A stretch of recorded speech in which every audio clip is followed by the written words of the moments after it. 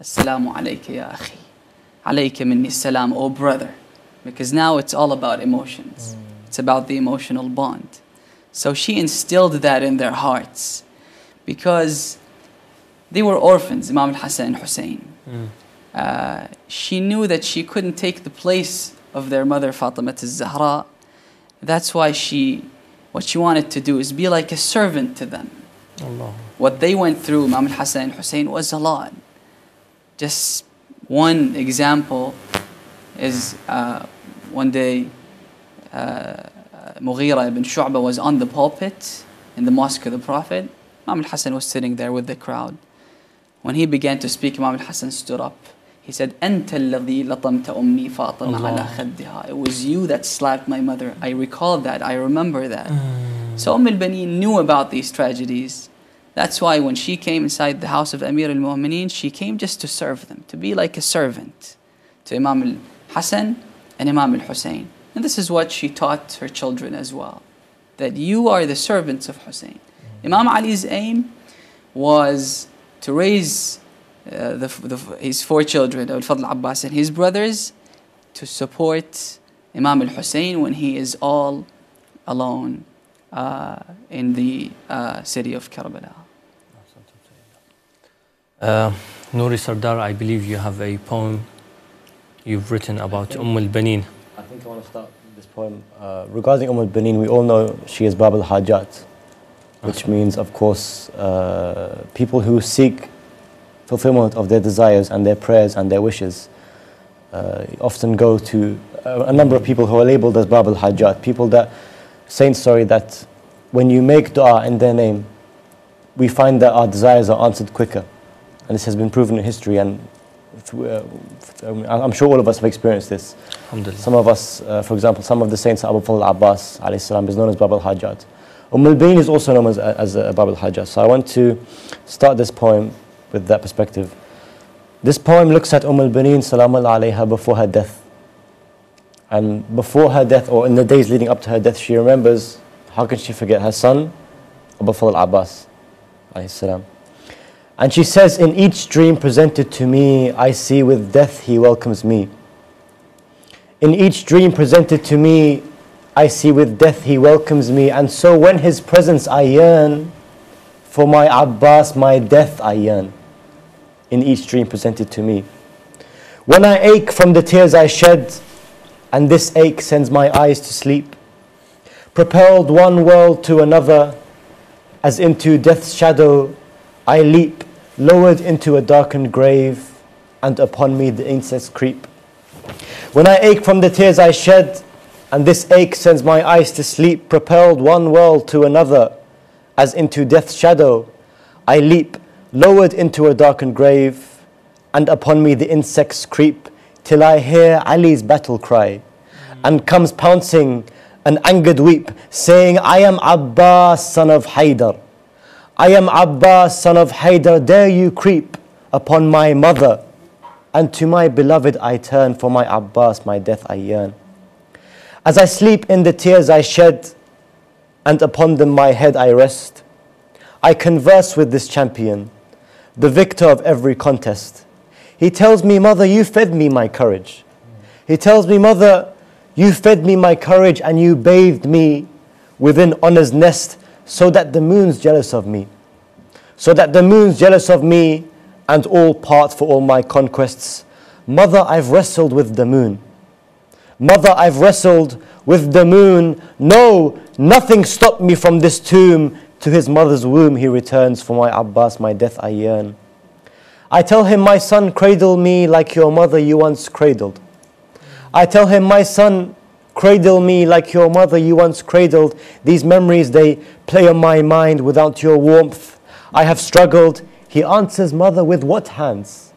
He answers, oh mother, with what hands they were torn as my flag, toppled and handless by beasts surrounded. For Hussein, the devil I jeweled. You taught me when I slept in your arms, my blood before tears on his palms. Hussein's flame shall forever burn, for my Abbas, my death I yearn.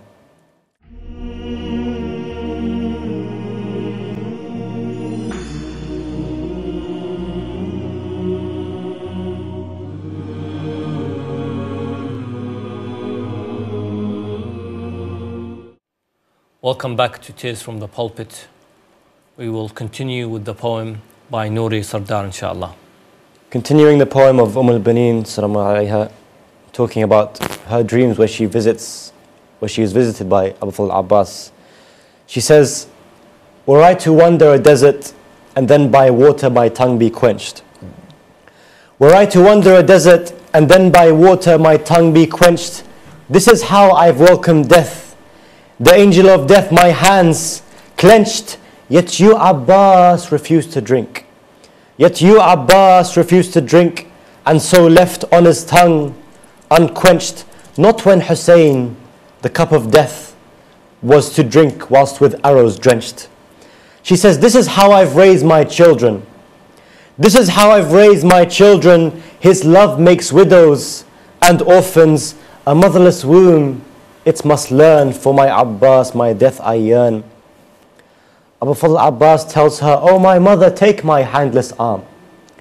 Oh mother, take my handless arm, for awaits you a gold palace, built with the love of this household. Your hardship has paved for you grace. Oh mother, take my handless arm, for awaits you a gold palace, built with your love of this household. Your hardship has paved for you grace. Forever at its door I kneel. Forever at its door I kneel. For no man shall look upon your face until arrives a headless man. And this stranger you shall embrace. And when your beloved Hussain arrives, I'll open your door with his cries. This is the moment that you learn. For your Hussain, your death you yearn. Any stream presented to me. Ahsant. Sardar. Baneen came walking. Baneen came walking. It's the next poem written by Nouri Sardar, yeah. It's a poem where Baneen comes to Karbala and she is met by Imam Hussain and Abu Fadl Abbas. Baneen came walking in tears to Karbala. Scattered bodies are all that met her two eyes, and she is torn between two. One lies by the river, the other is Hussain, and over them she cries. She is greeted in this land by a broken and severed head. She cries, who are you, oh who over you tears of blood I shed? He answers, oh mother, to this land of sorrow I was led. Here sits my head and there my body to the arrows was fed. He answers, I am Hussain, swords for me were thirsty. Now they are all refreshed whilst I died in my thirst. Wanted me did shimmer sword, but when it gazed at me, it regretted severing my head, it was cursed. She walks and around her sorrow circles her and taunts her, and kneels by a broken body left alone by the river. He cries, I do not wish to see me the eyes of my mother. There lies my eye, there lies by my hands and by there lies my eye, there lies by hands and by them lies my banner.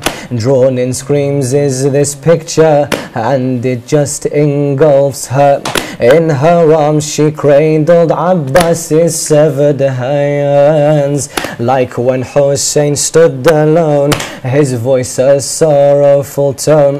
By broken bodies alone, Baneen stands.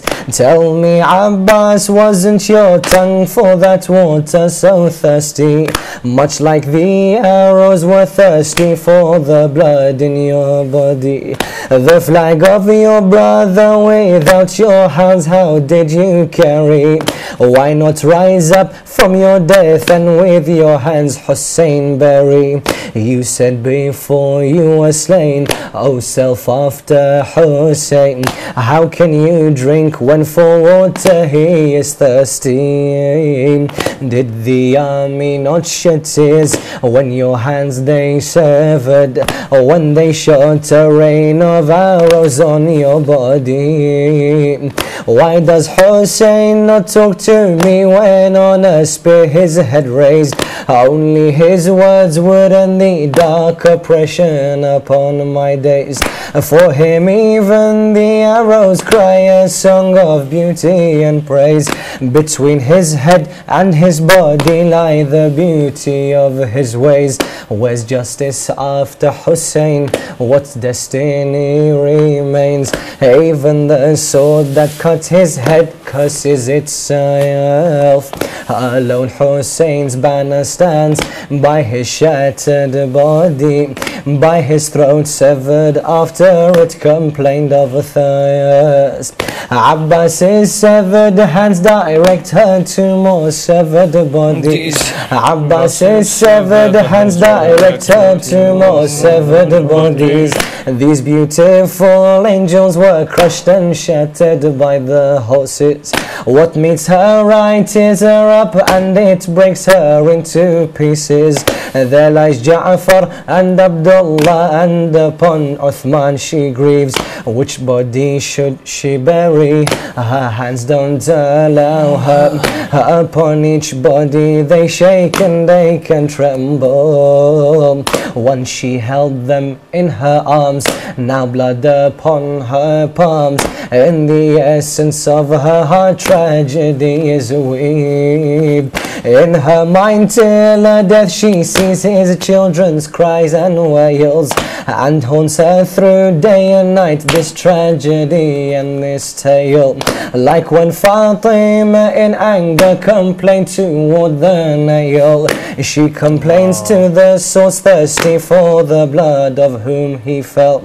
Like when Fatima in anger complained toward the nail, she complains to the source thirsty for the blood of whom he felt. She complains to Karbala, why did you not help him? With his blood upon your sand you've become heaven.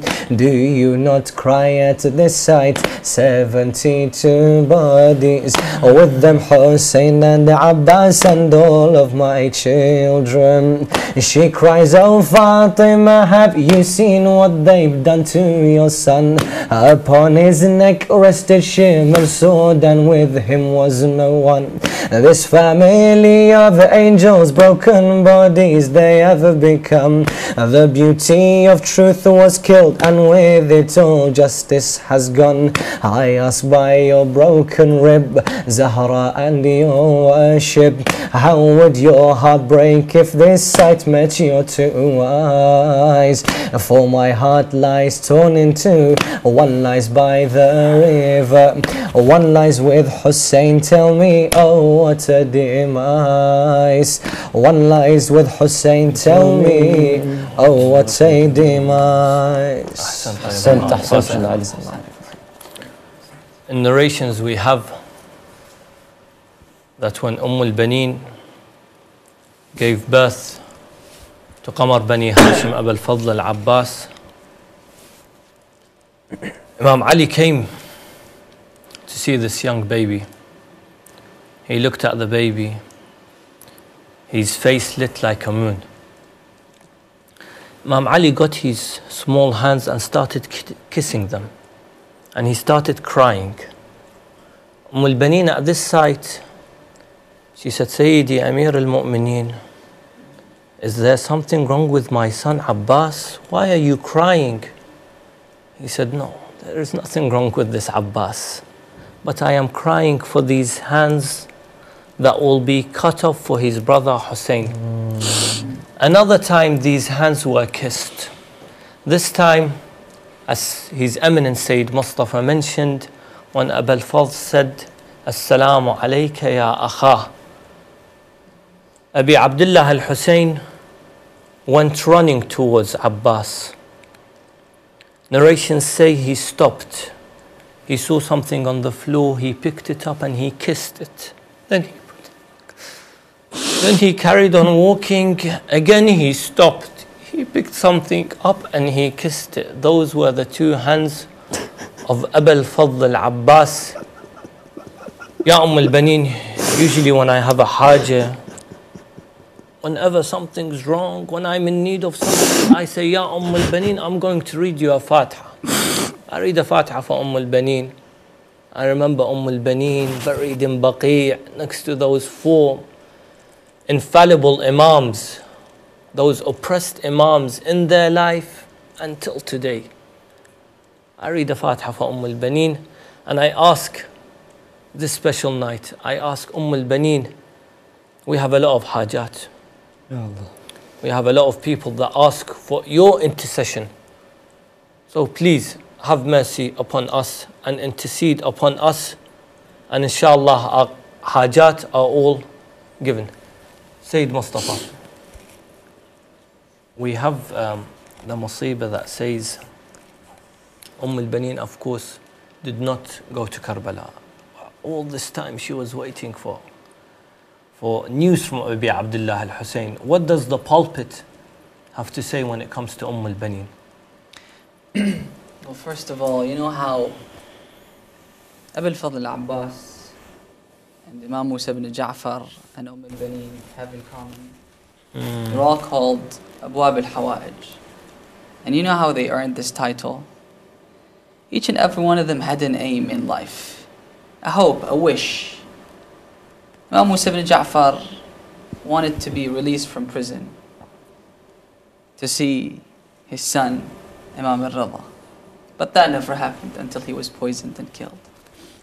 Abu Fadl Abbas's aim was to fetch water, to bring water to the tents and give it to Sukaina because he promised her to bring water. But that never happened. And some historians say that he asked Imam al-Hussein to leave him where he fell so that he wouldn't feel humbled because he couldn't bring water to the tents.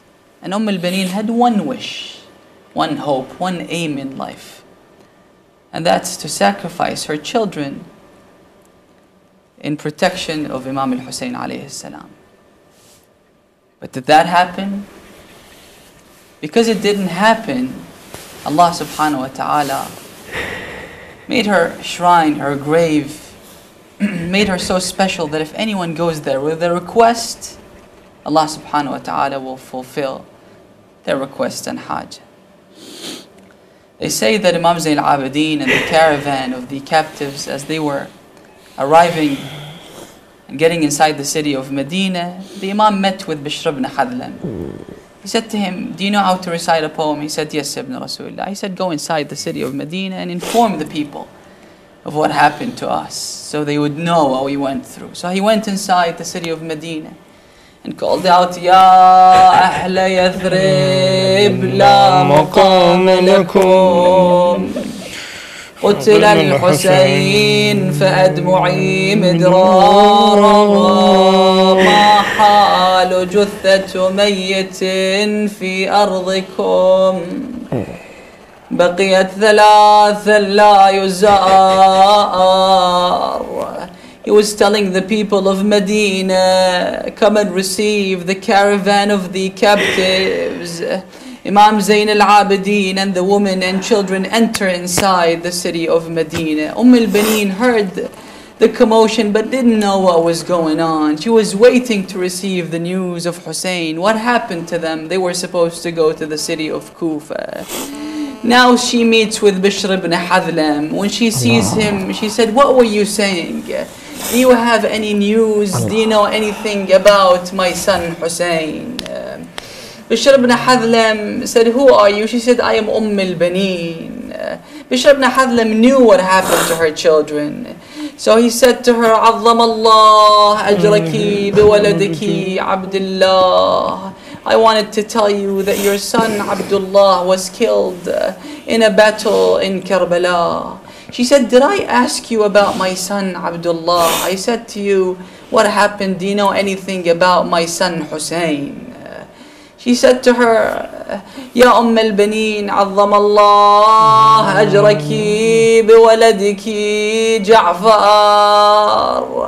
I offer my condolences because your son Ja'far was also killed. And she said again, did I ask you about my son Ja'far?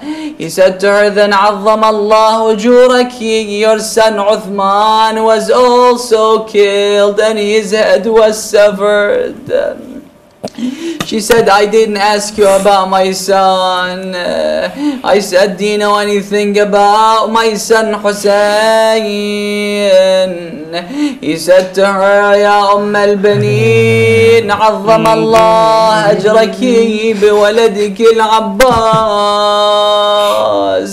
Historians tell us that she was carrying one of the children of Abul Fadhil al-Abbas who were in the city of Medina. Suddenly she fell unconscious and the baby fell on the floor. When she regained consciousness, she said, والله قطعتني يا قلبي. You broke my heart. I am telling you, I want to know what happened to my son Hussein. She was expecting the news. He told her, عظم الله أجرك بأبي عبد الله لا تدعوني ويك أم البنين. Don't call me أم البنين anymore. لا تدعوني ويك أم البنين تذكريني بليوث العرين. You remind me of the four lions of the battlefield. كانت بنونا لي أدعى بهم واليوم أصبحت ولا من بنين. And then she asked Bishr ibn Hadlam to tell her what happened to Abul Fadhl al-Abbas. So he explained to her that Abul Fadhl al-Abbas, when he wanted to return to the tents, they severed his right hand and then they severed his left hand. And when the container of water was pierced, فَوَقَفَ حَائِرًا, he stood there bewildered and he didn't know what to do. He doesn't have hands to fight with, and nor does he have water to take to the tent. So a wicked man approached and ambushed him from behind, attacked him with an iron rod on his head. Abul Fadhl al-Abbas fell on the floor calling out, أخي أدرك أخاك. Allah al-Fasik Sayyidina. We'll end with a narration that says when Sayyidah Zainab returned to Medina, she asked the wives of Abi Abdullah al-Hussein, her sisters, the family of Ahlulbayt, to not let any strangers come in the house, for they are mourning the tragedy of Imam al-Hussein alayhi salam. At this point, someone came to the door. They came to Sayyidah Zainab. They told her, someone wants to join us in this aza. She said, who is it? I've asked you not to let anyone in. They said, it's Ummul Baneen. She said, oh, if it's Ummul Baneen, then she is part of this aza. Ummul Baneen, come in Ummul Baneen. They say when Ummul Baneen saw Sayyidah Zainab, she said, wa Husayna. And when Sayyidah Zainab saw Ummul Baneen, she said, wa Abbasa. They hugged and they remembered. And I think we do not have, 100% the conversation that took place, but from our understanding, I think the first question that Ummul Baneen asked Sayyidah Zainab was, how was Abu Fadhil? I gave him a wasiyah. I told him to look after you. Did he look after you? We have in narrations as Abu Fadhl al-Abbas was roaming around Sayyida Zainab, where he would never let anyone see her shadow. I mean, I'm not sure, how did Abu al-Fadl al-Abbas' head see that Zainab alayhi salam was being hit by shimmer? How did the head not shake? How did the head not get off the spear?